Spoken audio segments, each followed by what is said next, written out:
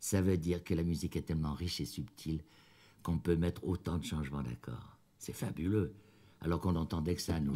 Hein, on entendait, où ça? Ah oui, c'est du Brassens. Ah oui, ça y est, on sait que c'est pas vrai du tout. Et c'est pas ça, c'est pas l'Auvergne. Ça aurait pu être l'Auvergnat. C'est une chanson qui a été écrite à peu près à la même époque. Et s'il était encore là, aujourd'hui, Georges, je suppose qu'il aurait fait une chanson. D'abord, il aurait pu écrire celle-là parce qu'elles sont intemporelles, ces chansons. Comme elles parlent du comportement de l'être humain et que l'être humain ne change guère, ces chansons seront toujours à la mode. Et là, c'est une chanson, c'est jamais triste chez Brassens. Il y a beaucoup d'humour. Les mots sont tellement justes que ça nous frappe l'esprit et le cœur. Et quand il veut nous dire des choses un peu dures, il le fait avec humour. Si moi je vous dis, il y a des jours et des jours où je n'ai pas mangé, vous allez vous dire, ça y est, c'est une chanson triste, un peu mélo. Mais lui va nous dire, il y avait des temps et des temps, je ne m'étais pas servi de mes dents. Vous sentez la différence? Et lorsque je travaille dans les collèges avec les gosses et les profs de français, je leur dis, trouvez-moi une phrase toute courte où est exprimé que vous voyez subitement quelqu'un qui marche avec plein d'argent dans les poches. C'est pas évident de trouver les mots justes. Il n'y a que Brassens qui a trouvé. Un octambule en or massif. Ça y est, on a compris. Et lorsqu'il se fait prendre par les gendarmes, l'échauffouré, et qu'il fait quelques années de prison, il a très envie de retourner dans son quartier, dans son village. Il a un petit peu peur de savoir comment on va l'accueillir. Donc il est tout tremblant sur ses jambes. Mais c'est moi qui vous dis tout tremblant sur ses jambes. Lui va nous dire mal à l'aise sur mes fémurs. Belle différence, hein, ça y est. Il y avait des temps et temps, je ne m'étais pas servi de mes dents. Je ne mettais pas de vin dans mon eau, ni de charbon dans mon fourneau. Tous les croque-morts silencieux me dévoraient déjà des yeux.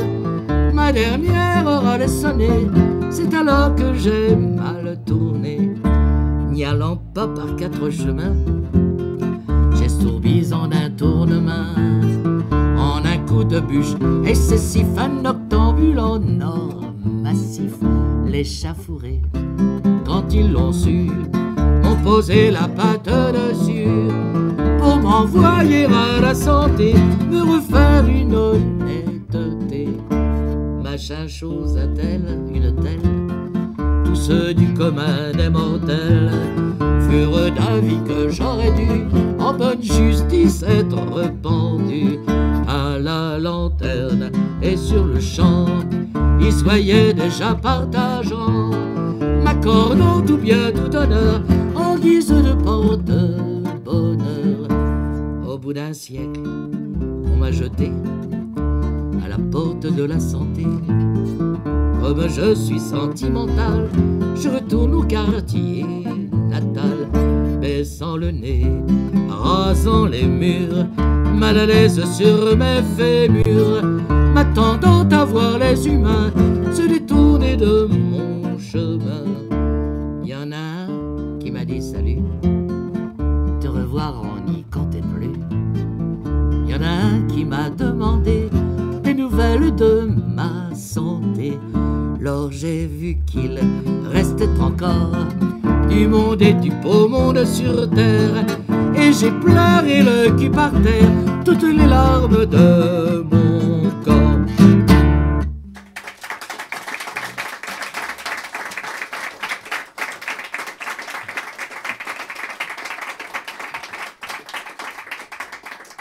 Merci. Vous savez que Georges espérait que sa maladie lui laisserait suffisamment de temps pour remonter sur les planches Bobino. Alors, il avait commandé sa nouvelle guitare à son luthier Favino. Ça toujours par respect, par amour, par amitié. À chaque fois qu'il faisait un Bobino, il avait une nouvelle guitare. Donc elle était commandée, elle était réalisée. Et il avait commencé à écrire, bien sûr, des textes, des chansons. Certaines n'avaient pas le point final au bout. Et quand il y avait le point final, la chanson était terminée. Il n'était plus possible de mettre un mot à la place d'un autre, car aucun mot chez Brassens n'était mis au hasard. Je voudrais vous en chanter deux qu'il n'a pas eu le temps de nous interpréter.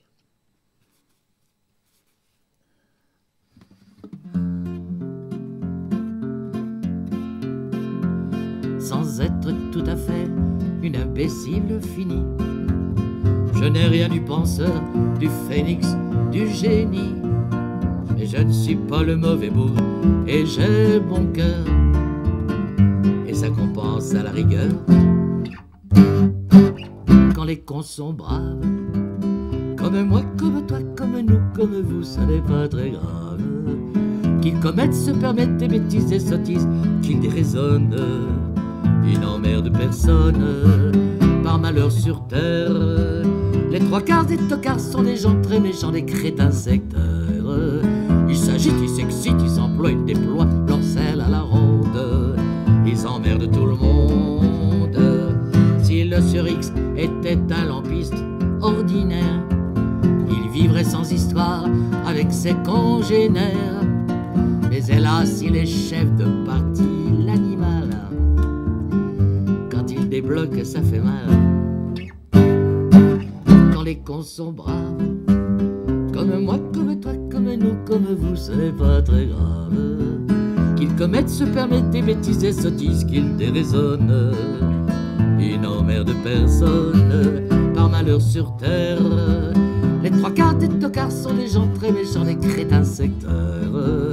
Ils s'agitent, ils s'excitent, ils s'emploient, ils déploient leur sel à la ronde. Ils emmerdent tout le monde. Si le sur Z était un jobastre sans grade, il laisserait en paix ses pauvres camarades. Mais s'il est général, va en guerre, mate à mort.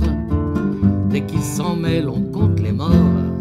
Quand les cons sont braves, comme moi, comme toi, comme nous, comme vous, ce n'est pas très grave. Qu'ils commettent, se permettent des bêtises et sottises, qu'ils déraisonnent, ils n'emmerdent personne.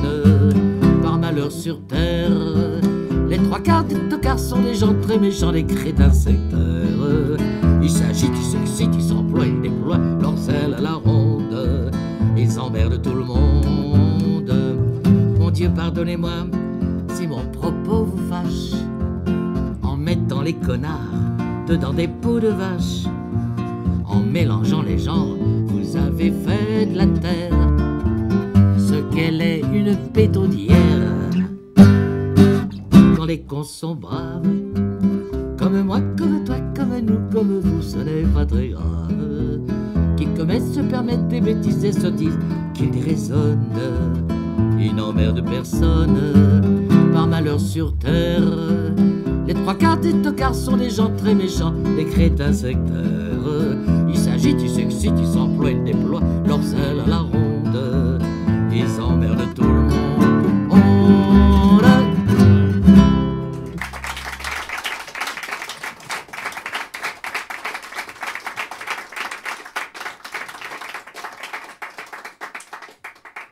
Merci. Il faut que je vous donne quand même une petite explication si vous n'avez pas lu le texte. Lorsque Brassens parle des cons sectaires qui déploient leurs ailes à la ronde. Bon, le verbe déployer, vous avez tous compris ce que voulait dire déployer. Leurs ailes à la ronde, il ne faut pas l'écrire A-I-L-E-S, mais Z-E-L-E. C'est le petit chef qui a besoin de marquer chef sur son costume. Lui, il déploie son aile à la ronde. Mais s'ils sont plusieurs, la phrase au pluriel donne qu'ils déploient leurs ailes à la ronde. Voilà, c'était la minute culturelle. Il adorait jongler avec les mots comme ça. Le texte suivant, c'est un texte assez dur. C'est un texte qu'il a écrit en 1970. Il a changé plusieurs fois la musique, c'est pour ça. Il peaufinait même les musiques. Et c'est pour ça qu'il n'a pas pu nous l'interpréter.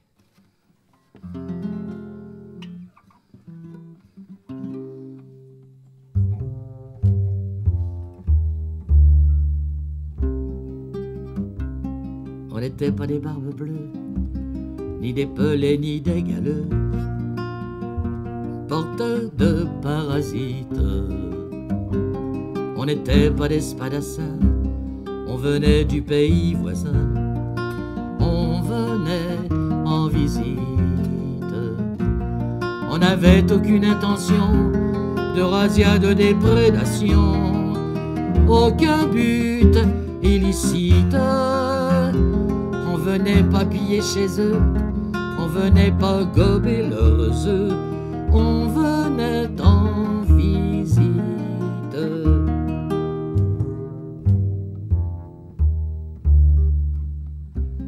On poussait pas des cris d'indiens, on avançait avec maintien et d'un pas qui hésite. On braquait pas des revolvers, on arrivait les bras ouverts, on venait en visite. Mais ils sont rentrés dans leur trou, mais ils ont poussé le verrou dans un accord tacite. Ils ont fermé les contrevents, caché les femmes, les enfants, refusé la visite.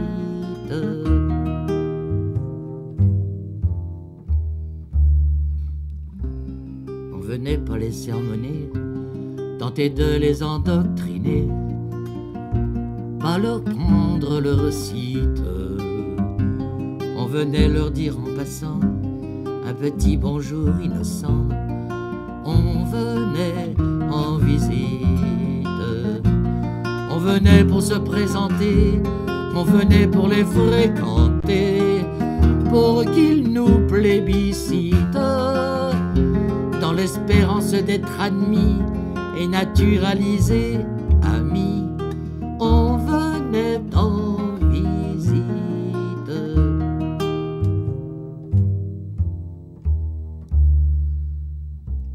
Par malchance, ils n'ont pas voulu de notre amitié superflue, que rien ne nécessite.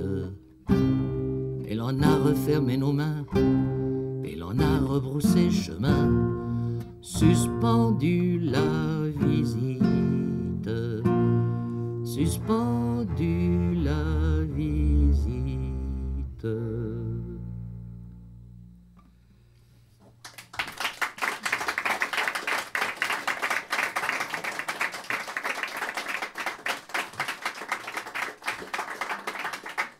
C'est sûr que s'il nous l'avait interprété, il l'aurait pas fait comme ça, lui. Il aurait fait ça. On n'était pas des barbes bleues. Il vous l'aurait chanté comme ça, bien sûr. Si par hasard, sur le pont des Arts, tu croises le vent fripon, prudence, prends garde à ton jupon. Si par hasard, sur le pont des Arts, tu croises le vent maraud, prudence, prends garde à ton chapeau. Les gens foutres et les gens probes médisent du vent furibond qui débrousse les bois, détrousse les toits, retrousse les robes. Les gens foutres et les gens probes, le vent, je vous en réponds, sans souci et c'est justice comme de colle à tampon. Si par hasard, sur le pont des Arts, tu croises le vent mûr, prudence, prends garde à ton. Si par hasard, sur le pont des Arts, tu croises le vent maraud, prudence, prends garde à ton chapeau. Bien sûr, si l'on ne se fonde que sur ce qui saute aux yeux, le vent semble une brute raffolant de nuire à tout le monde. Mais une attention profonde prouve que c'est chez les fâcheux qu'ils préfèrent choisir les victimes de ces petits jeux. Si par hasard, sur le pont des Arts, tu croises le vent fripon, prudence, prends garde à ton jupon. Si par hasard, sur le pont des Arts, tu croises le vent maraud, prudence, prends garde à ton chapeau.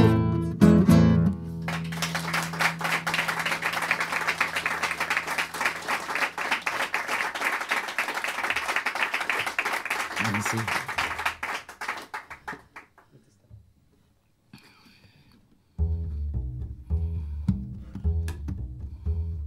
Je serai triste comme un saule quand le Dieu qui partout me suit me dira la main sur l'épaule, va-t'en voir là-haut si j'y suis.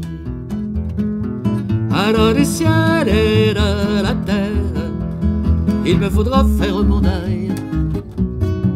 Est-il encore debout le chêne ou le sapin de mon cercueil? Est-il encore debout le chêne ou le sapin de mon cercueil?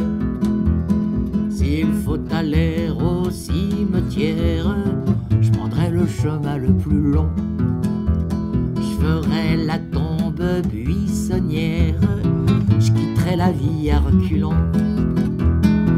Tant pis si les croque-morts me grondent, tant pis s'ils me croient fou allié. Je veux partir pour l'autre monde, par le chemin des écoliers. Je veux partir pour l'autre monde, par le chemin des écoliers. Avant d'aller compter fleurettes, belles âmes des damnés, je rêve d'encore une amourette, je rêve d'encore m'enjuponner. Encore une fois dire je t'aime, encore une fois perdre le nord, en effeuillant le chrysanthème qui est la marguerite des morts. En effeuillant le chrysanthème qui est la marguerite des morts. Dieu veuille que ma veuve s'alarme en enterrant son compagnon, et que pour lui faire verser des larmes il n'y ait pas besoin d'oignons. Qu'elle prenne en seconde noce un époux de mon acabit, il pourra profiter de mes bottes et de mes pantoufles et de mes habits. Il pourra profiter de mes bottes et de mes pantoufles et de mes habits. Qu'il boive mon vin, qu'il aime ma femme, qu'il fume ma pipe et mon tabac, mais que jamais morde mon âme, jamais il ne fouette mes chats. Quoique je n'ai pas un atome, une ombre de méchanceté, s'il fouette mes chats, il y a un fantôme qui viendra le persécuter. S'il fouette mes chats, il y a un fantôme qui viendra le persécuter. Ici j'y une feuille morte, ici finit mon testament. On a marqué dessus ma porte, fermée pour cause d'enterrement.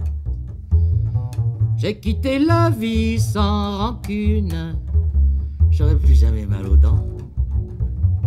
Me v'là dans la fosse commune, la fosse commune du temps. Me v'là dans la fosse commune, la fosse commune du temps.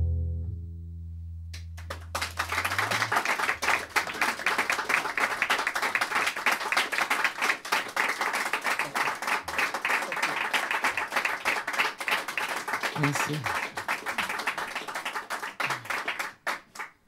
T'as mis du chauffage, Alain?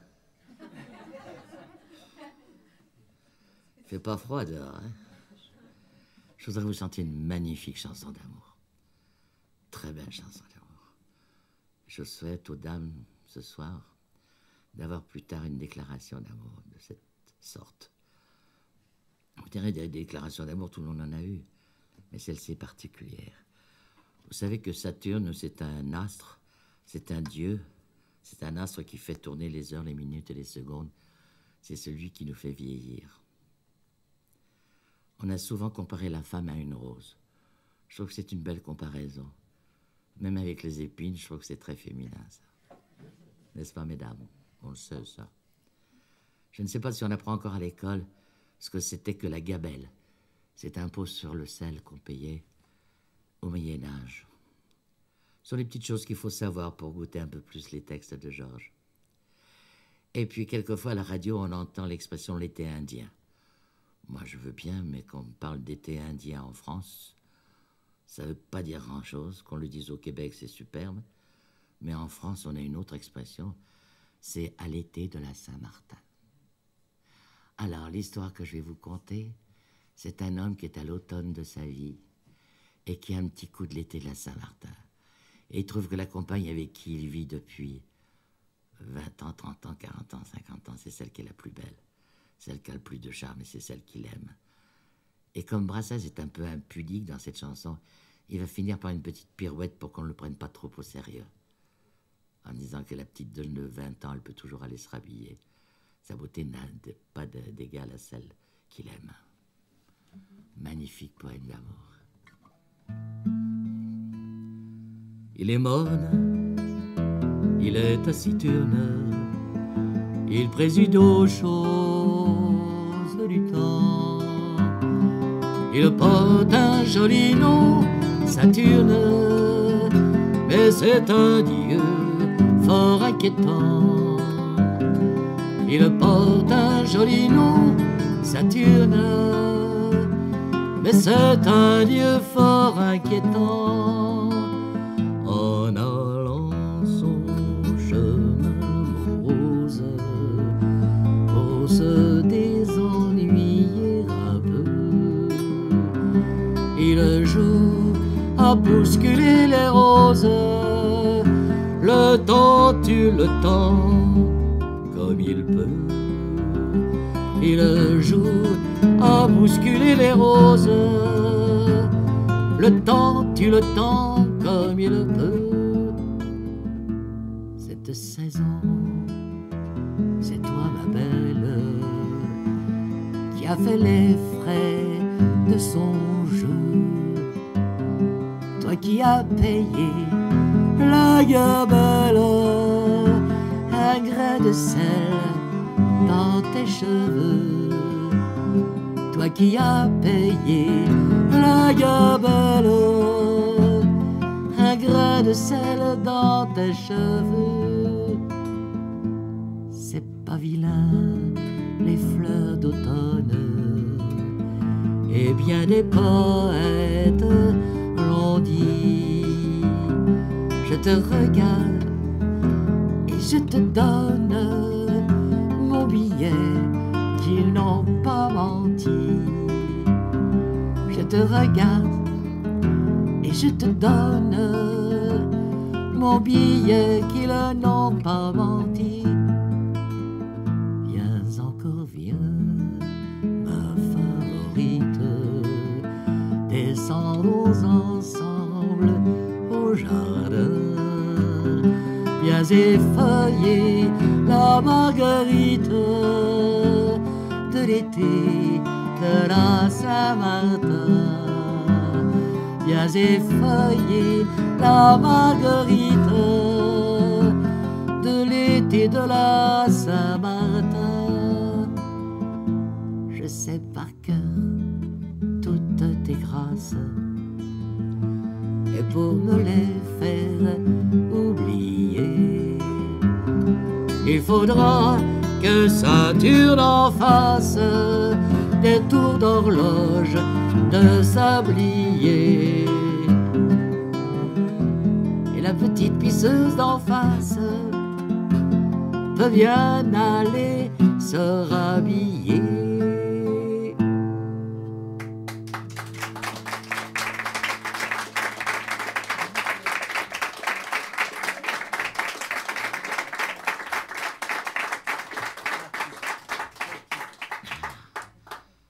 Que je vous conte une belle histoire. À l'époque de Corneille, Molière et Racine. Molière avait des troupes de comédiens, bien sûr. Et parmi ces comédiens, il y avait une femme qui s'appelait Duparc. Et on l'appelait la Duparc, comme on disait là maintenant, la Duparc, on disait facilement là devant, à cette époque-là. Et la Duparc jouait souvent des rôles de marquise, donc on l'avait surnommée la marquise. Molière en avait été amoureux, mais elle n'avait pas répondu du tout à ses avances. Par contre, elle était amoureuse de Racine, qui était plus jeune qu'elle. Et Corneille, qui était bien plus vieux, en était amoureux fou. Et il avait beau lui écrire des poèmes et des poèmes, elle ne répondait jamais. Alors il a écrit un poème. Et quelques temps plus tard, un auteur, Tristan Bernard, tombe sur ce texte et rajoute 2 vers. Et quelque temps plus tard, un poète, chanteur, Brassens, tombe sur ce texte et en fait la musique. Et voilà ce que ça donne.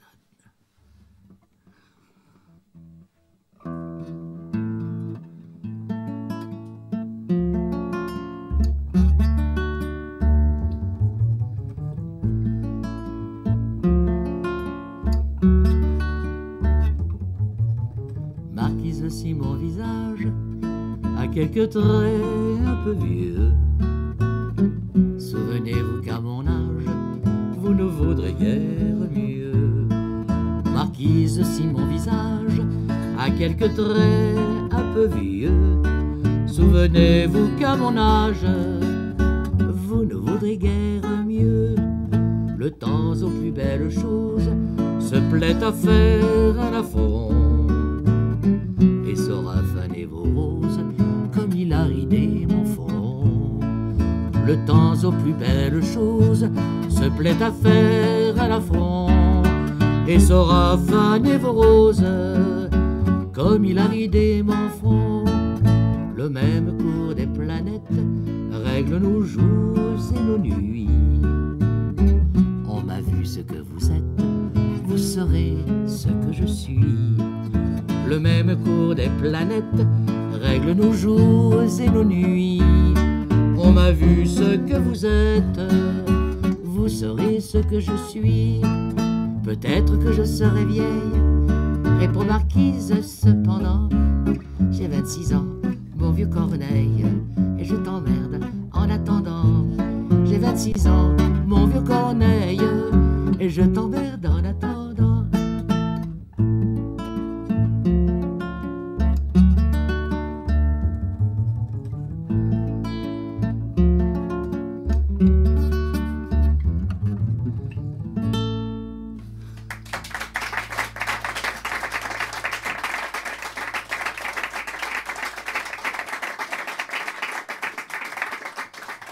Ça valait le coup de se mettre à 3 quand même, hein?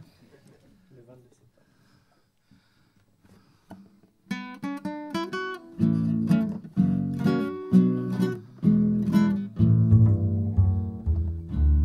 22 septembre, au diable vous partîtes. Et depuis chaque année, à la date susdite, je mouillais mon mouchoir.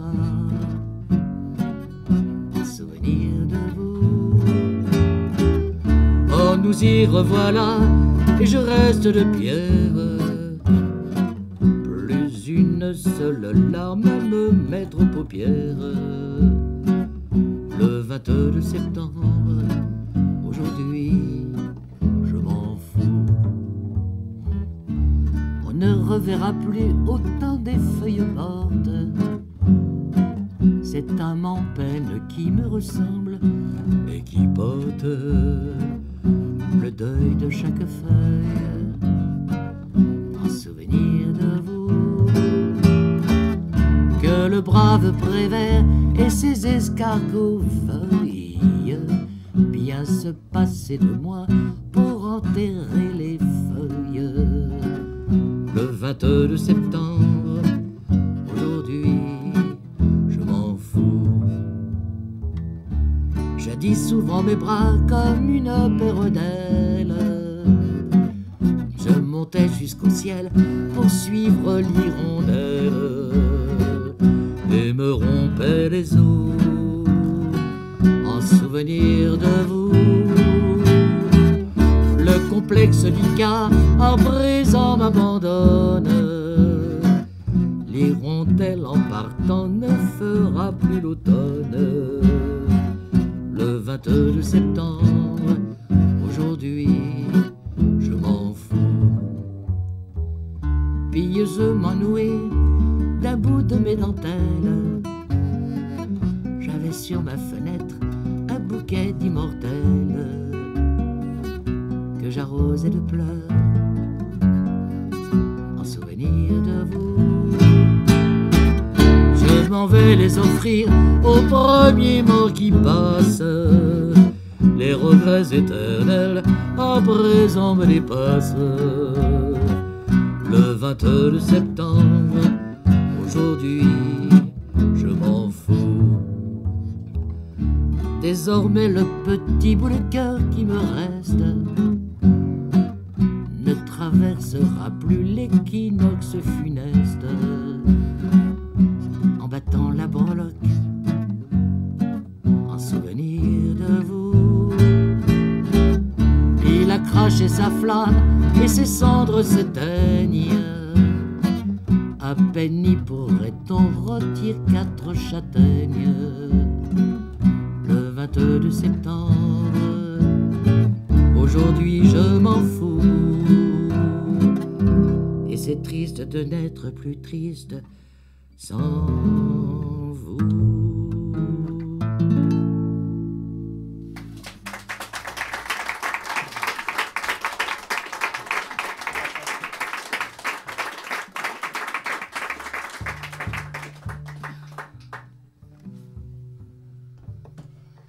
Je ne sais pas si vous avez remarqué, lorsque Pierre Nicolas me parlait de Brassens, il me l'appelait le vieux. Et un jour, je lui dis, pourquoi tu l'appelles le vieux?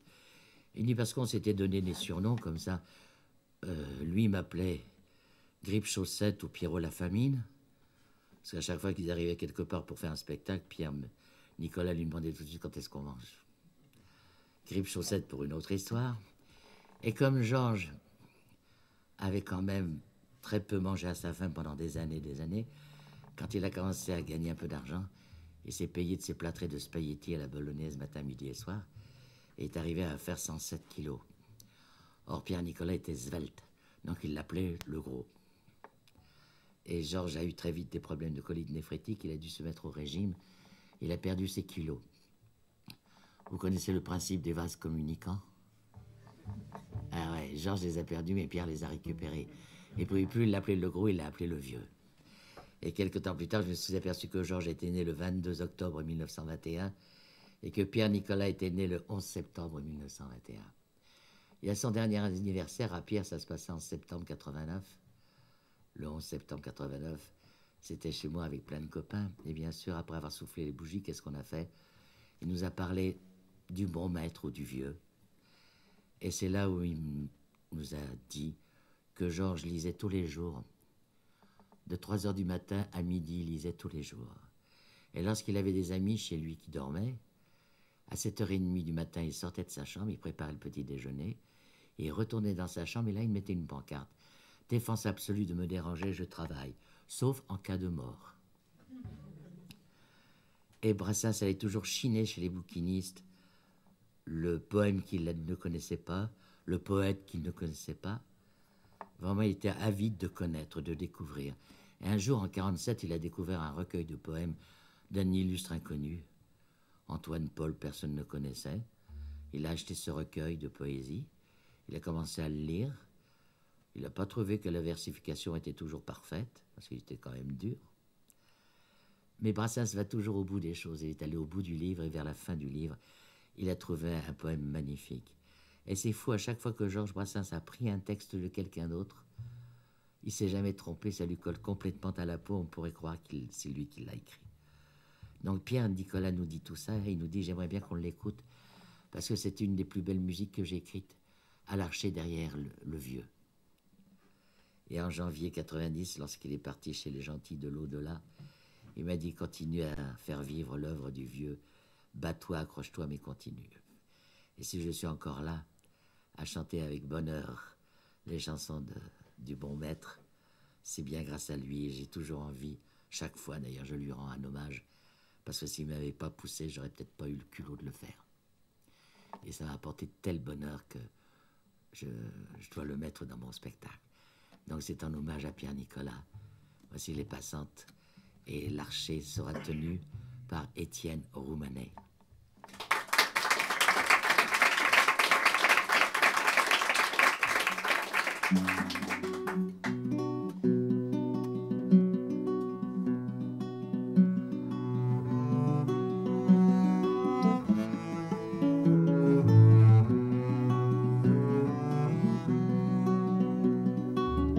Je veux dédier ce poème à toutes les femmes qu'on aime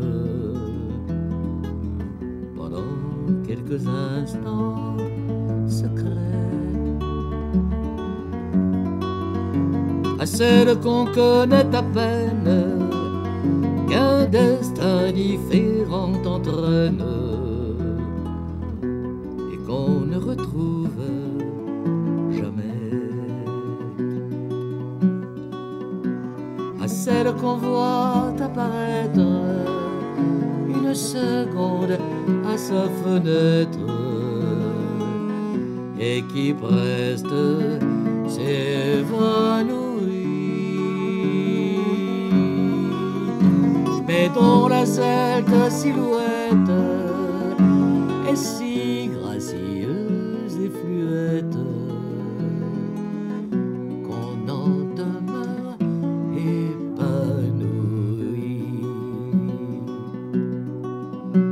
À la campagne de voyage, dans les yeux, charmants paysages font paraître court le chemin.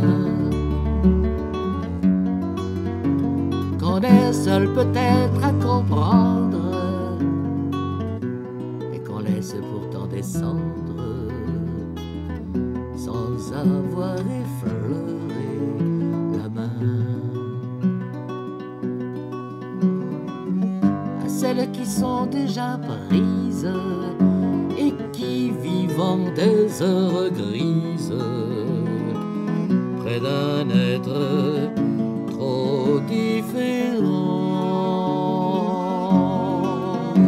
vous ont inutile folie, laissez voir la mélancolie d'un avenir désespérant. Chères images abandonnées, espérance d'un jour, vous serez dans l'oubli demain. Pour peu que le bonheur survienne, il est rare qu'on se souvienne des épisodes du chemin. Et si l'on a manqué sa vie, on songe avec tant d'envie à tous ces bonheurs entrevus, aux baisers qu'on n'ose pas prendre, aux cœurs qui doivent vous attendre, aux yeux qu'on n'a jamais revus.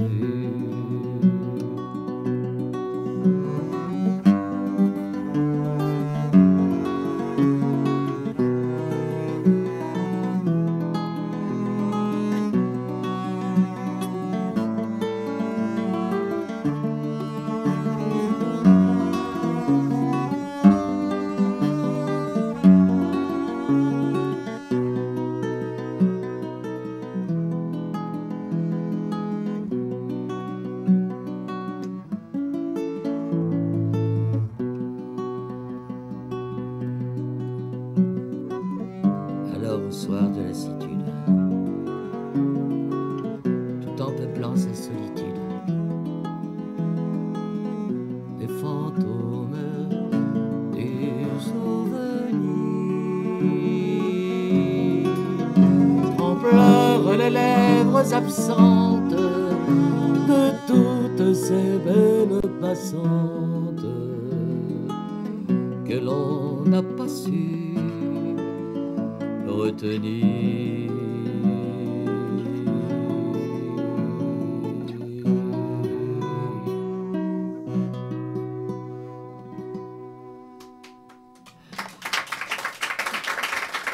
Étienne Rouvanet.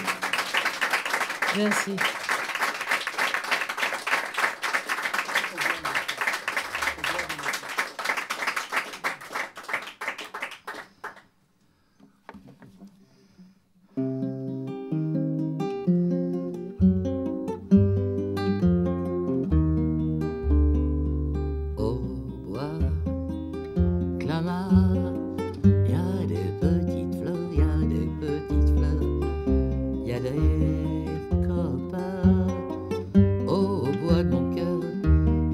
De mon cœur, au fond de ma cour, je suis renommé. Au fond de ma cour, je suis renommé. Je suis renommé pour avoir le cœur mal famé, le cœur mal famé. Au bois de Vincennes, y a des petites fleurs, y a des petites fleurs, y a des copains. Au bois de mon il y a plus de vin dans mon tonneau, quand il y a plus de vin dans mon tonneau, ils n'ont pas peur de boire mon eau, de boire mon eau. Au bois de Meudon, il y a des petites fleurs, il y a des petites fleurs, il y a des copains. Au bois de mon cœur, au bois de mon cœur. Il m'accompagne à la mairie, il m'accompagne à la mairie.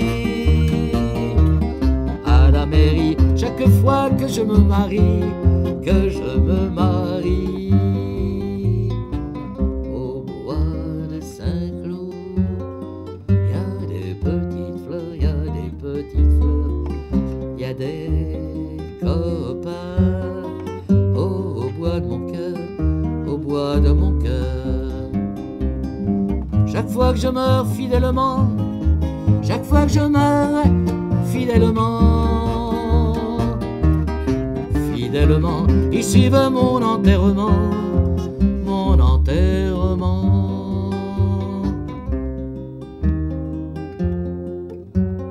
Il y a de petites fleurs, il y a de petites fleurs. Au bois de mon cœur, au bois de mon cœur.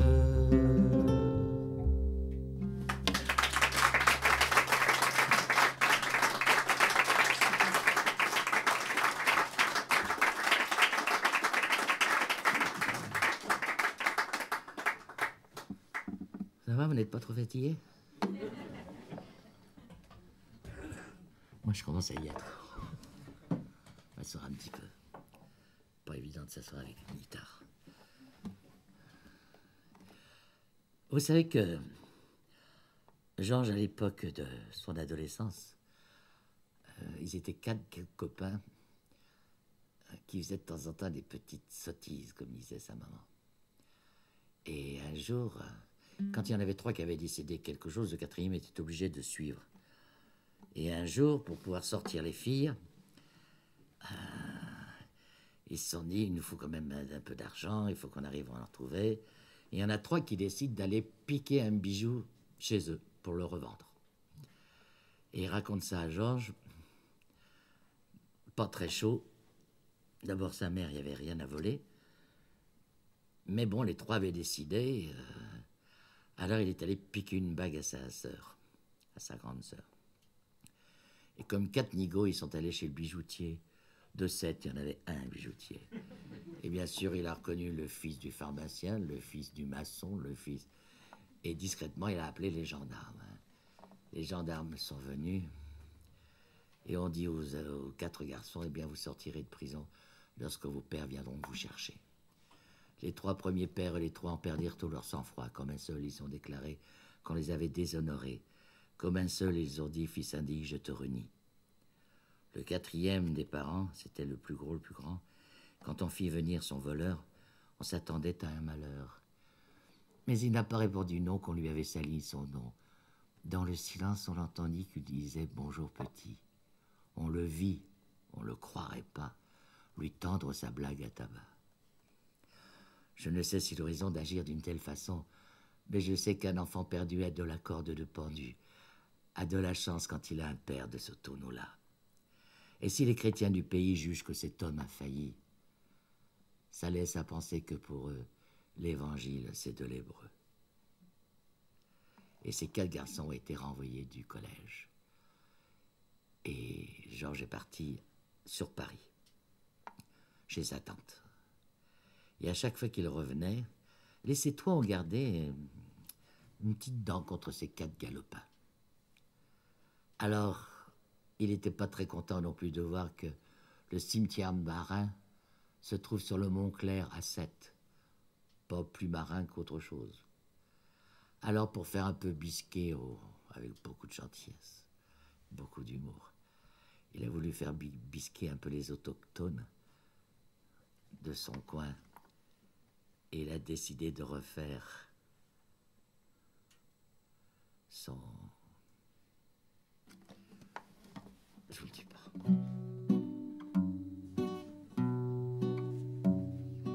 la camarde qui ne m'a jamais pardonné d'avoir jeté les fleurs dans les trous de son nez, me poursuit d'un zèle imbécile. Alors cerné de près par les enterrements, j'ai cru bon de remettre à jour mon testament, de me payer un codicille. Trempe dans l'encre bleue du golfe de Lion, trempe, trempe ta plume, mon vieux tabelléon, et de ta plus belle écriture, note ce qu'il faudrait qu'il advint de mon corps lorsque mon âme et lui ne seront plus d'accord, que sur un seul point, la rupture. Quand mon âme aura pris son vol à l'horizon, vers celle de Gavroche ou de Mimi Pinson, celle des Titi, des Grisettes, que mon corps soit ramené, que mon corps soit ramené dans un sleeping du Paris Méditerranée, terminus en gare de 7. Mon caveau de famille, hélas, n'est pas tout neuf. Vulgairement parlant, il est plein comme un œuf. Et d'ici que quelqu'un en sorte, il risque de se faire tard et je ne peux dire à ces braves gens, poussez-vous donc un peu. Place aux jeunes en quelque sorte, juste au bord des flots bleus, à 2 pas des flots bleus, creusez si c'est possible un petit trou moelleux, une bonne petite niche auprès de mes amis d'enfance les dauphins, le long de cette grève où le sable est si fin, sur la plage de la Corniche. C'est une plage où même, à ces moments furieux, Neptune ne se prend jamais trop au sérieux. Et quand un bateau fait naufrage, le capitaine crie, je suis le maître à bord, sauve qui peut le vin et le pastis d'abord. Chacun sa bonbonne et courage. Et c'est là que jadis, à 15 ans révolus, à l'âge où s'amuser tout seul ne suffit plus, je connus la prime amourette auprès d'une sirène, une femme poisson. Je reçus de l'amour la première leçon. Avaler la première, arrête. Déférence gardée envers Paul Valéry, moi l'humble troubadour, sur lui je renchéris. Le bon maître me le pardonne,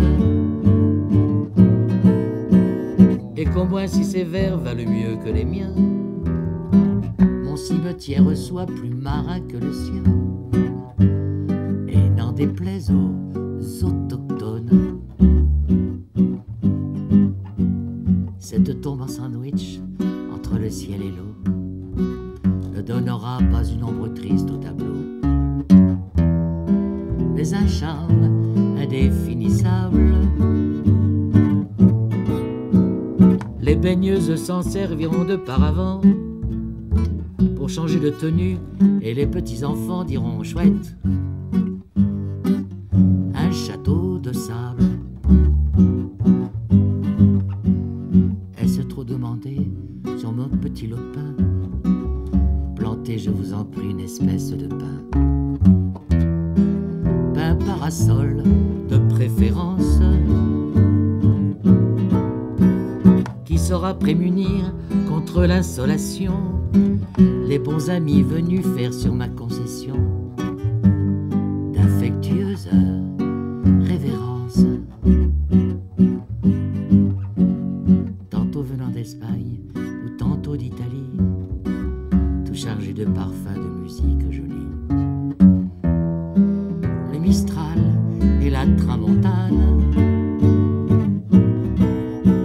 sur mon dernier sommeil verseront les échos de Villanelle un jour de Fandango, de Tarentelle, de Sardane. Et qu'en prenant ma butte en guise d'oreiller, une ondine viendra gentiment sommeiller, avec moins que rien de costume. J'en demande pardon par avance à Jésus, si l'ombre de ma croix s'y couche un peu dessus, pour un petit bonheur posthume. Pauvre roi Pharaon, pauvre Napoléon, pauvre grand disparu gisant au Panthéon, pauvre cendre de conséquences, vous envirez un peu l'éternel estivant qui fait du pédalo sur la vague en rêvant, qui passe sa mort en vacances. Vous envirez un peu l'éternel estivant qui fait du pédalo sur la vague en rêvant, qui passe sa mort en vacances.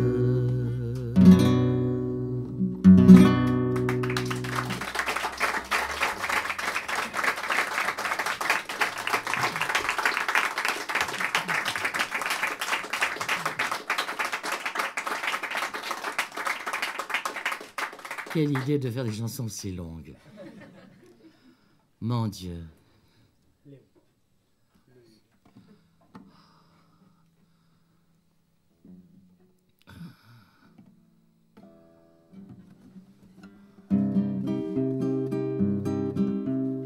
Non, c'est pas l'Auvergnat.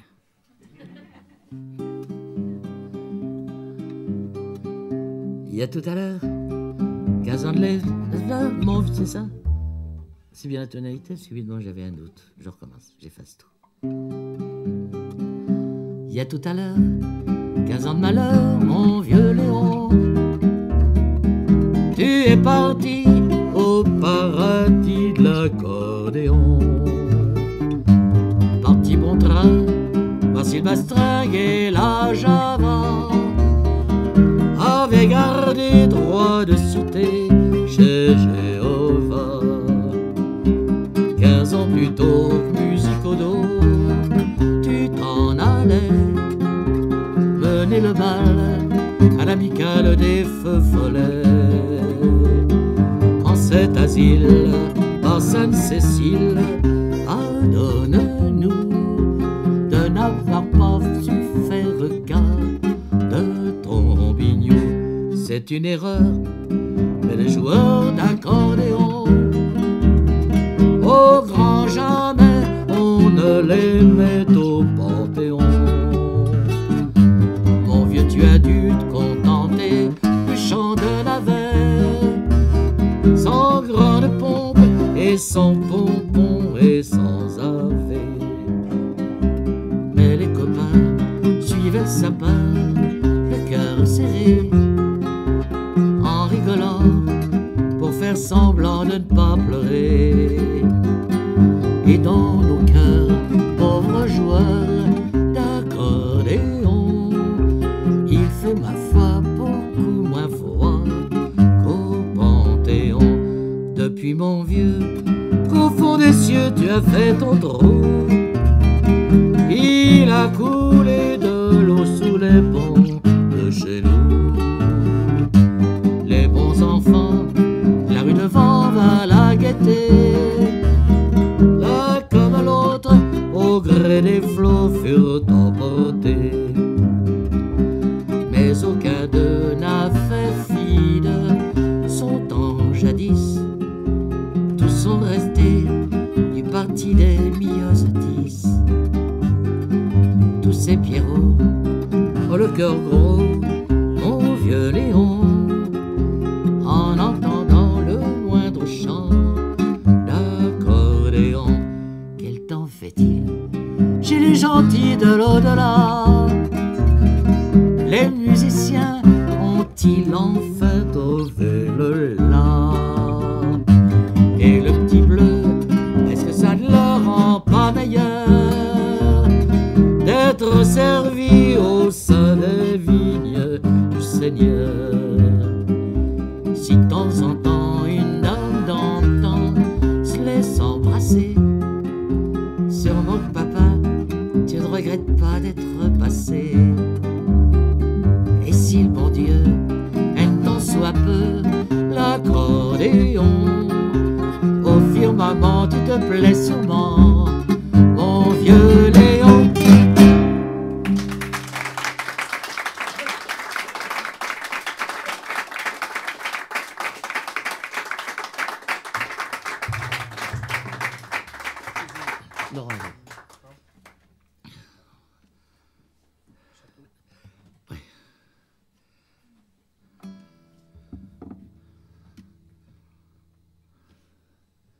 J'espère que j'aurai plus de microbes. J'avais la grippe, pas aviaire, mais j'avais la grippe. Et là, j'ai l'impression que tous les microbes sont partis ce soir. Non, pas aviaire, j'ai dit. Non, non. Donc, je peux pas faire cuit-cuit. Non, non. Non, non. C'est un texte magnifique de Georges Brassens. Une petite merveille. Vous savez ce que disait Félix Leclerc quand il parlait des chansons de Georges? Il disait...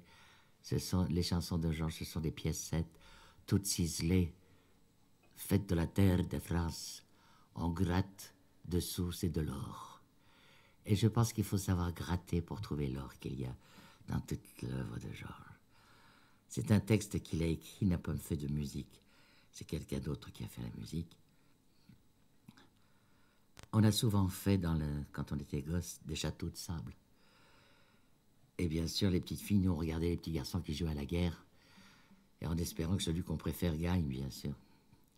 Et puis, il y avait les concours. Alors là, on faisait nos châteaux, et ensuite, on s'attroupait autour du moniteur ou de la monitrice pour connaître le résultat. Et quand on retournait après vers son château, il ne restait plus grand-chose du château, parce qu'une vague était arrivée et l'avait emporté. Parfois, ça se passe comme ça aussi, dans la vie.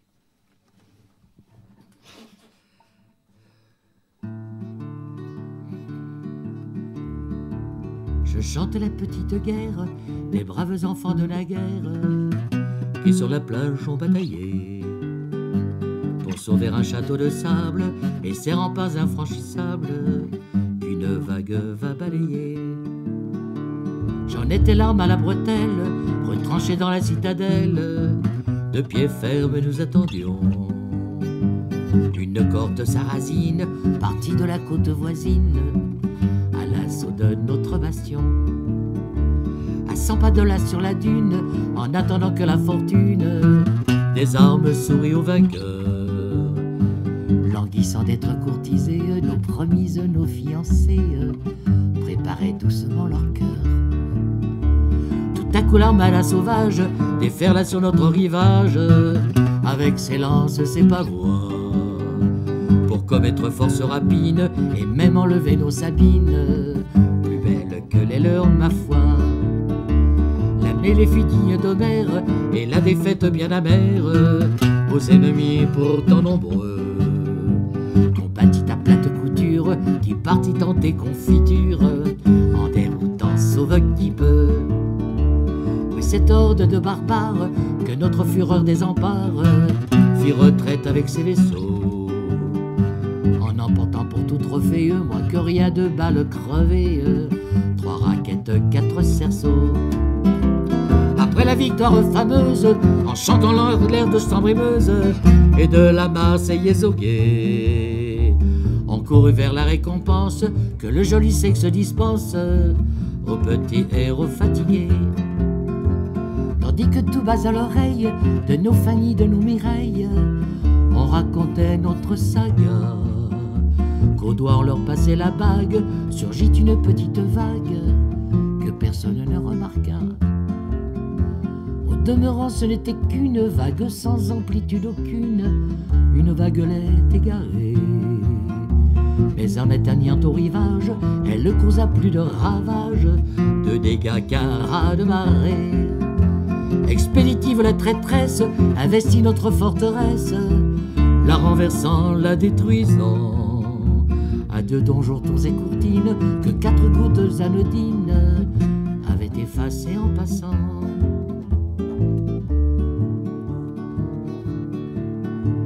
À quelque temps de là nous sommes, allés mener parmi les hommes d'autres barreaux de plus décevants.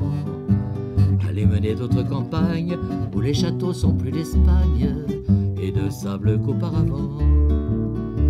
Quand je vois lutter sur la plage des soldats à la fleur de l'âge, je ne les décourage pas.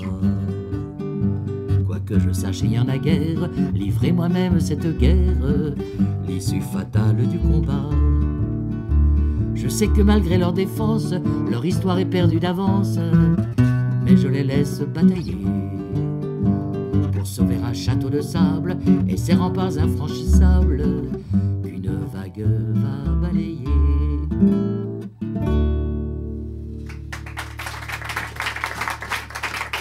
Magnifique texte, ça. Texte magnifique. Ah, je ne sais pas, mais je peux vous dire que tous les accords que Brassens faisait, je les fais tous. De toute façon, j'ai été obligé avec Pierre Nicolas. Et en plus, c'est lui qui m'a dit, fais attention, tu n'as pas le droit de mettre un mot à la place d'un autre parce qu'aucun mot n'est mis au hasard chez Brassens. Et donc, un jour, j'étais en train d'apprendre un texte qui dit à un moment donné, bondissant de son lit en chemise de nuit, ma voisine affolée vint cogner à mon nuit. Belle Alexandra, m'a dit, mais ça ne doit pas être tout à fait ça. Je recommence et j'arrive à cette phrase, bondissant de son lit en chemise de nuit. Non, je me dis, pas possible, Brassens n'a pas écrit chemise de nuit, c'est banal comme mot. On ne sait pas qui est-ce qui est dedans, la chemise de nuit. Il nous dit jamais qu'une fille est blonde ou brune, allongée sur le sable, le soleil qui lui dort la peau. C'est ce qu'on entend tous les jours à la radio. C'est d'un banal. Mais on sait qu'il est amoureux d'une jeune et jolie fille quand il nous dit, par exemple, un petit coin de parapluie contre un coin de paradis, elle avait quelque chose d'un ange. Ça y est, un petit coin de paradis contre un coin de parapluie. Je ne perdais pas au change pardi. Voilà, ça y est, on a tout compris. Donc je me dis, c'est pas possible, il n'a pas dû mettre chemise de nuit. Ça peut être une vieille, une jeune, une laide, une belle. On ne sait pas, c'est pas précis. J'ouvre mon livre, mon Dieu, c'était pas ça. C'était pas bondissant de son lit en chemise de nuit. C'était bondissant de sa couche en costume de nuit. Vous sentez la différence? En plus, un costume de nuit, chacun peut l'imaginer comme il le veut. C'est ça qui est superbe. Et alors, quand on n'a pas de culture, on va dire, en bénissant celui qui a inventé le paratonnerre, je l'ai prise dans mes bras et on a fait l'amour. Ça, c'est ce qu'on entend banalement à la radio. Quand on a un peu de culture et qu'en plus, on sait qui a inventé le paratonnerre, et qu'en plus, on est Brassens, on écrit, en bénissant le nom de Benjamin Franklin, je l'ai mise en lieu sûr entre mes bras câlins, et puis l'amour a fait le reste. Oh, quelle poésie! Ça fait rêver, ça, pas vrai? Fou, là, c'est super. Et alors, au lieu de dire, vous connaissez le lieu de l'orage ou du tonnerre? Zeus, chez les Romains, c'est Jupiter. Vous connaissez l'expression d'aller se revoir ailleurs? Et alors voilà, bon, au lieu de dire bêtement, comme j'aurais dit moi, lorsque l'orage est parti tonner un peu plus loin, Brassens va nous dire quand Jupiter alla se faire entendre ailleurs. Voilà. C'est une merveille. Bon, ça y est, j'ai fini, on peut y aller. J'ai un problème avec ce cordon. Je ne sais pas si vous connaissez Rice et Barrier. Et c'est un amour, il m'a fait ma courroie parce que la mienne me sciait le cou. Mais elle est un peu grosse maintenant, sa courroie. Il va falloir que je lui fasse couper un peu. Bon, je lui dirai. Parlez-moi de la pluie et non pas du beau temps. Le beau temps me dégoûte et fait grincer des dents. Je ne sais pas si vous avez remarqué, je fais tous les accords. Et en plus, là, je double la contrebasse. Vous l'aviez remarqué? Oui, parce que comme j'ai travaillé, j'aimerais bien quand même que vous le remarquiez. Non, mais faut pas comme ça. Je recommence. Parlez-moi de la pluie et non pas du beau temps. Le beau temps me dégoûte et me fait grincer des dents. Le bel azur me met en rage, car le plus grand amour qui fut donné sur terre, je le dois au mauvais temps, je le dois à Jupiter. Il me tomba d'un ciel d'orage. Par un soir de novembre, à cheval sur les toits, un vrai tonnerre de Brest avec des cris de putois allumait ses feux d'artifice, bondissant de sa couche en costume de nuit. Ma voisine affolée vint cogner à mon nuit en réclamant mes bons offices. Je suis seul et j'ai peur, ouvrez-moi par pitié. Mon époux vient de partir faire son dur métier. Pauvre malheureux mercenaire, contraint de coucher dehors quand il fait mauvais temps, pour la bonne raison qu'il est représentant d'une maison de paratonnerre. En bénissant le nom de Benjamin Franklin, je l'ai mis en lieu sûr entre mes bras câlins. Et puis l'amour a fait le reste, toi qui sèmes des paratonnerres à foison, que n'en as-tu planté sur ta propre maison? Erreur on ne peut plus funeste. Quand Jupiter alla se faire entendre ailleurs, l'appel ayant enfin conjuré son frayeur et recouvré tout son courage, rentra dans ses foyers faire sécher son mari, en me donnant rendez-vous les jours d'intempéries. Rendez-vous au prochain orage. À partir de ce jour, je n'ai plus baissé les yeux, j'ai consacré mon temps à contempler les cieux, à regarder passer les nuits, à guetter les stratus, à lorgner les namus, à faire les yeux doux au moindre cumulus. Mais elle n'est pas revenue. Son bonhomme de mari avait tant fait d'affaires, tant vendu ce soir-là de petits bouts de fer. Il était devenu millionnaire et l'avait emmené vers des cieux toujours bleus, des pays imbéciles où jamais il ne pleut, où l'on ne sait rien du tonnerre. Dieu fasse que ma complainte aille tambour battant, lui parler de la pluie, lui parler du gros temps auquel on a tenu tête ensemble, lui compter qu'un certain coup de foudre assassin dans le mille de mon cœur a laissé le dessin d'une petite fleur qui lui ressemble.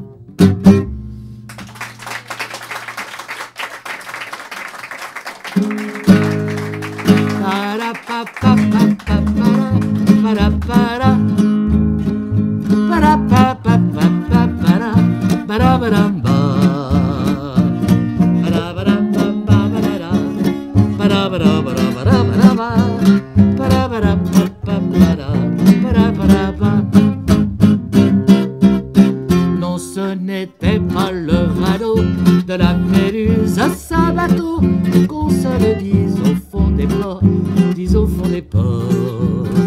Il naviguait en perpénard sur la grand-mare et s'appelait les copains à bord. Ces fluctuanes émergitures, c'était pas de la littérature, n'en déplaise aux jeteurs de sorts, aux jeteurs de sorts. Son capitaine et ses matelots n'étaient pas des enfants de salauds, mais des amis franco de port, des copains à bord. C'était pas des amis de luxe, des petits castors et de pollux, des gens de Sodome et Gomorre, Sodome et Gomorre.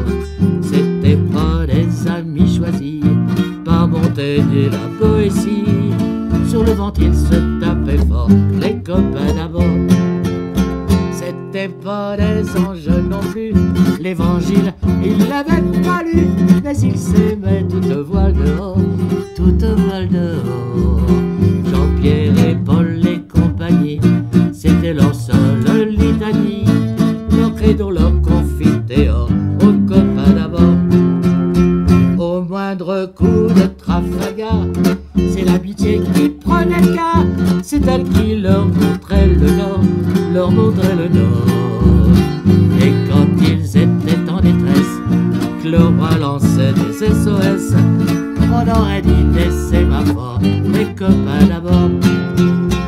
Au rendez-vous, les bons copains, y avait pas souvent de lapin. Quand l'un d'entre eux manquait à bord, c'est qu'il était mort. Oui, mais jamais, au grand jamais, son trou dans l'eau se refermait. 100 ans après qu'aucun de sort, il manquait encore des bateaux, j'en ai pris beaucoup, mais le seul qui ait tenu le coup, il n'est jamais viré de l'or, mais viré de bord. Naviguait-en sur la rampe, et s'appelait les coques.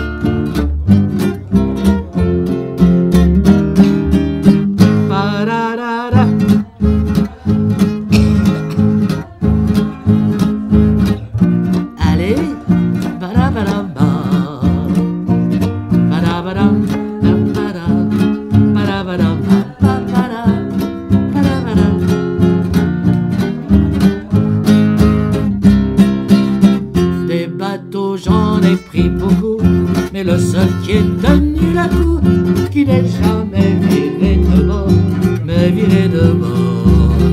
Naviguait en mer peinard sur la grand-mare des canards, et s'appelait les copains d'abord, les copains d'abord. Merci beaucoup.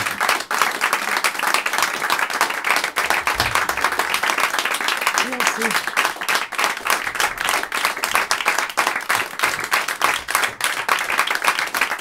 Merci. Merci beaucoup. On fait une petite dernière.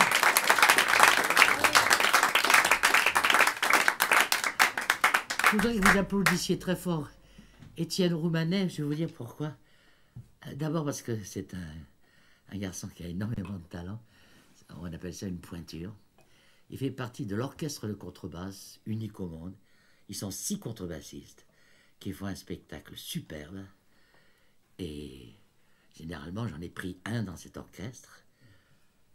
Et ce soir il ne pouvait pas venir. Alors qu'ai-je donc fait? J'en ai pris un deuxième de l'orchestre. Si bien que Étienne ne m'a pas accompagné depuis plus d'1 an. Et je voulais quand même que vous lui disiez, c'est fabuleux ce qu'il m'a fait ce soir.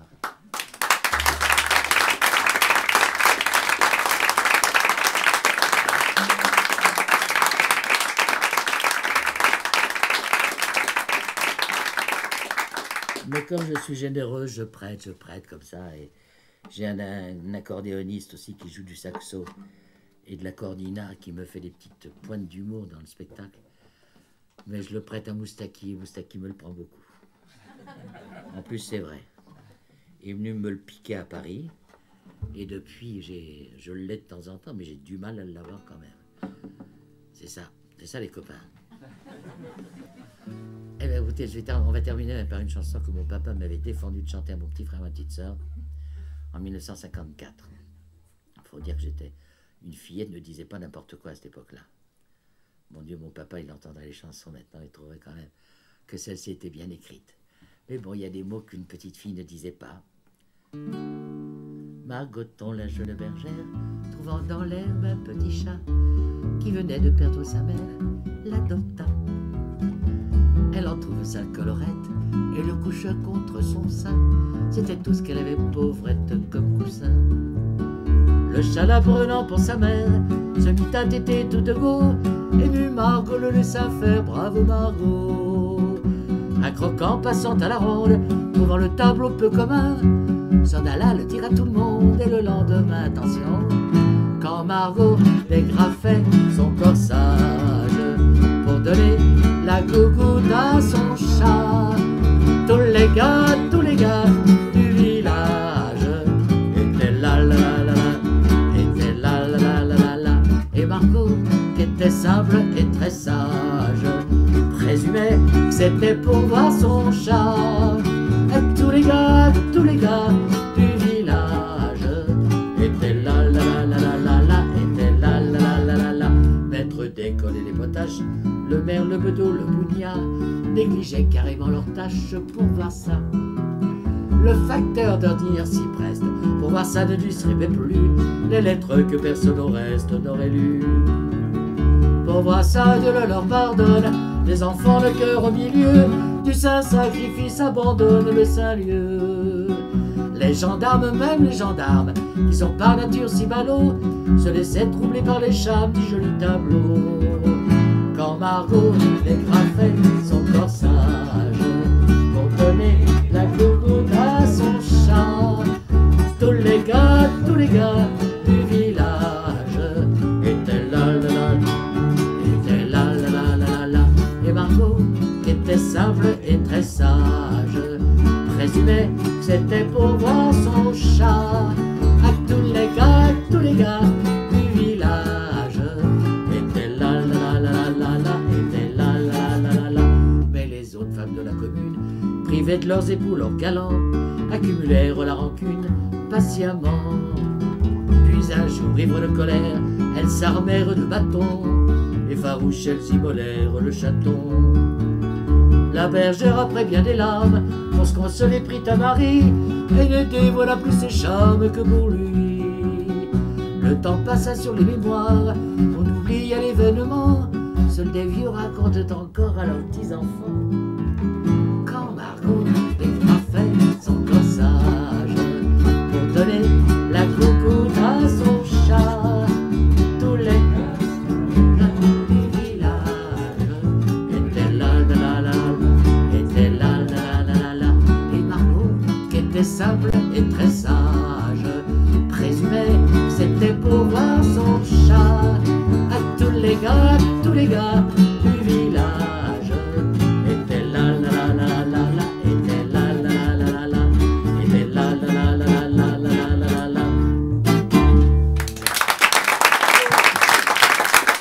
Merci beaucoup.